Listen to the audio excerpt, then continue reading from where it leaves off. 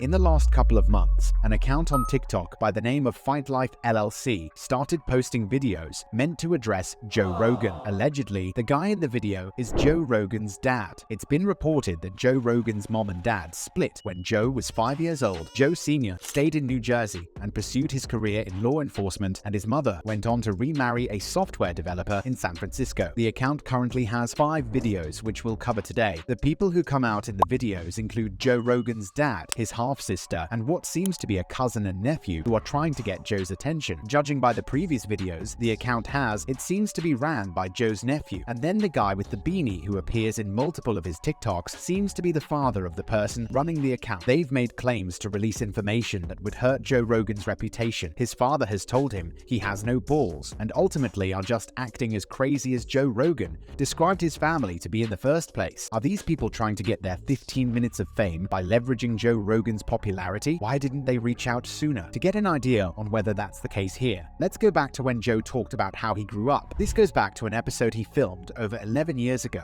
back in 2013. It is episode 118, but unfortunately, the only thing that is available today is the audio. I am not sure what the reason is, but he has made the video private on YouTube. In the episode, Joe mentioned how violent his father was, referencing how he viciously beat up his mother, how his father would pick his 16-year-old cousin by his hair and throw him, and lastly, the memories that Joe had of his father fight with people at the bar. With so many violent and aggressive memories of his father, would you really blame Joe for not trying to reach out to the monster of a person that he remembers his father by? He was like a psychotic person. Really? Yeah, he beat the fuck out of my mother. Like he would be the type to come home He beat like, the fuck out of my cousin. Really? Yeah, he beat my cousin up. He picked my cousin up by his hair, dude. Really? I would watch him beat guys up at this bar. He owned a bar, and I was 5, and I got to hang out at the bar. And every now and then I'd watch him beat the fuck out of somebody. That is so bad. I was 5. Those are all my memories of my father. Because of Joe Rogan's podcast, many people have been able to get to know him through all of the experiences he's shared and talks he's had with celebrities such as Elon Musk, Kevin Hart, Mike Tyson, Miley Cyrus, and more. When someone has uploaded over 2,000 episodes in the past 13 years, the audience really gets to know that person, with Joe being supported through his toughest times by people like Elon Musk, Kevin James, Russell Peters, Ben Shapiro, American singer Jewel, and Mr. Dwayne The Rock Johnson. It shows that Joe is a widely liked person. But not only is he widely liked, it is also widely known that he is very rich. After his $200 million agreement with Spotify that was secured in 2020 and his estimated net worth at $190 million, the authenticity of family members that want to reach out and talk after not doing so for the past 50 years becomes strange. Are they really being sincere in their outreach, or are they trying to claim part of the wealth that Joe has built for himself? In many of the videos that have been posted to TikTok, they claim to just want to sit down with Joe and talk, but they're also seen being very passive-aggressive, his half-sister Bridget even threatening to release information if Joe does not contact their father. She mentioned that the information she has would invalidate the claims that Joe Rogan has made about their father.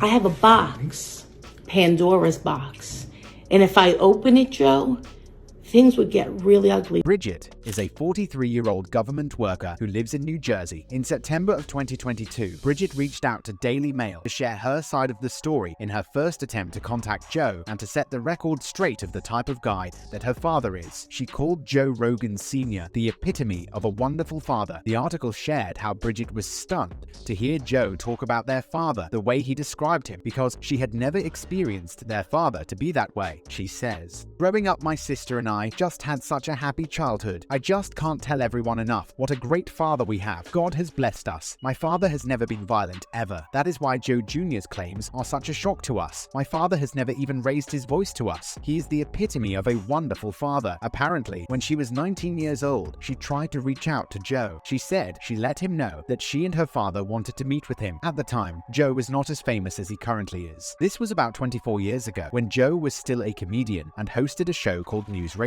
But apparently, her outreach did not get the response that she had hoped. She said, "Joe did respond, but not kindly. He referred to my father as a sperm donor, so my sister and I backed off and never emailed him again." In her story to Daily Mail, she also mentions that after hearing Joe talk about their father in such a violent way, she attempted to request an Official Public Records Act. The Official Public Records Act gives people in their state the right to access government records without the officers asking why they may want them. Obviously, she requested the records records of her father, and when she received them, she said that her father had no violent history. Does this mean that Joe lied about his father? Why would he do that? He had nothing to gain from it. Or is there a chance that since their father was in the police force, he was able to somehow shove those documents somewhere else? Bridget went on to mention how she believes that Joe has a misconception of his father because of Joe's mother. She says, "I believe that this is what his mother told him. Once they left without my father's knowledge, Joe Jr. called my father several times from San Francisco. He said he wanted to come home. My father said, 'Joe, put your mom on the phone. I will send a plane ticket over to you.' The phone was hung up, and my father never heard from his son again." So is Joe's perception twisted because of a bad breakup between parents? Maybe, but that doesn't excuse how his father, sister, and cousin threaten him. Here are the times that his father has been rude to Joe. "You owe me a big apology." I don't know, but you better look in the mirror real quick.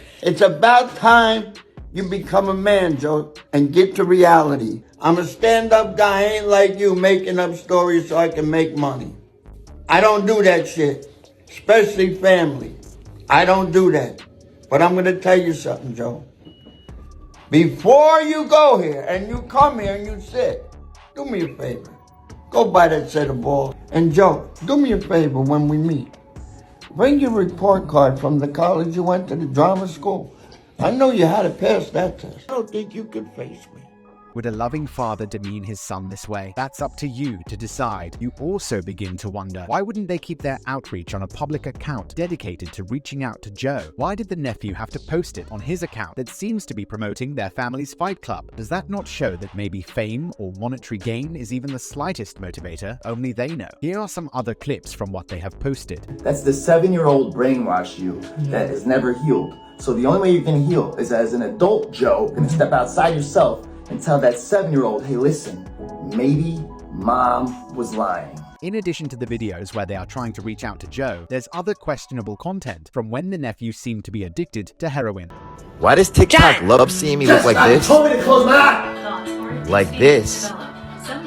And like this. All in all, the situation is weird, and I hope that both parties eventually receive their closure. If Bridget does release her Pandora box, there will be little gain to her side, yet be detrimental to Joe. Do you think that a loving family member that just wants to talk and gain nothing from you be willing to destroy your career and reputation that took more than a century to build? I guess we'll find out, and I'll be sure to cover it as soon as it happens.